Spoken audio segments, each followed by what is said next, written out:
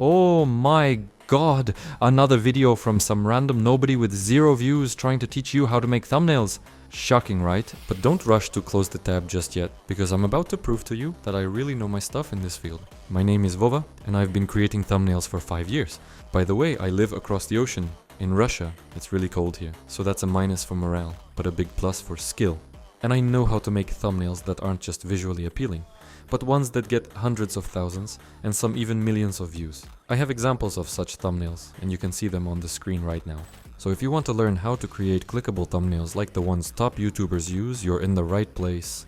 Today, in about 30 minutes, I'll teach you how to create awesome thumbnails that boost CTR, if you're a content creator, and naturally grab viewers' attention. We'll be using Photoshop and AI tools for this. Fast, simple, and effective.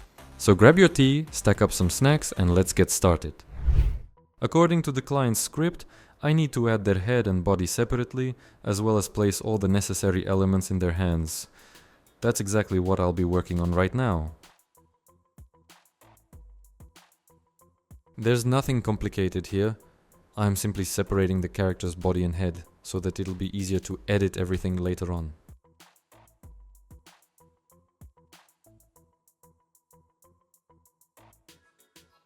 I need to add a bag of chips to the right hand, which I'm working on right now. In the left hand, I'll be placing a popular YouTuber's keyboard, and for the background, I'll add MrBeast's logo. The next element for better clickability is a fake client review. I'll make it rounded using a rectangular shape, add the text "overprice" in the simplest yet highly readable Arial font, and apply a 3D effect to make it stand out. Next, I'll work on the color correction of the character. If you want me to make a detailed video about my color grading presets, let me know in the comments.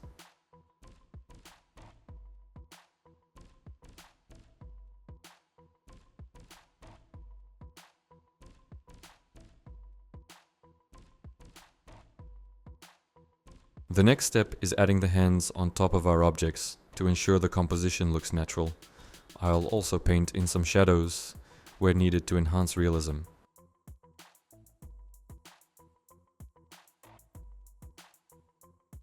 I'm adding a realistic image of the blogger's head onto the bag of chips. This helps with recognition on the thumbnail. These kinds of elements significantly boost CTR. Right now I'm basically doing thumbnail level retouching, adding shadows where needed and refining the edges where the cutout wasn't perfect. This kind of work can feel tedious, but guys, minimalism is going to thrive in 2025. That's why I'm focusing on deeper shadows while keeping the photo realistic, instead of going for the exaggerated beast style look for my character. The next step is the most satisfying. I'm adding lighting around the character using inner shadow in the blending options of the layer. This helps create depth and makes the thumbnail pop. Honestly, I love to hear your feedback on my thumbnail design style. Would you be interested in a video where I show how I enhance designs using Stable Diffusion? If not, you can always order a custom thumbnail from me. Right now, I'm fixing AI-generated imperfections and adding depth to the composition. Nothing complicated, just painting with a brush to refine the details. And now comes the interesting part. I use the Color Effects Pro 4 plugin, which adds, I don't even know how to describe it, even more depth to the thumbnail.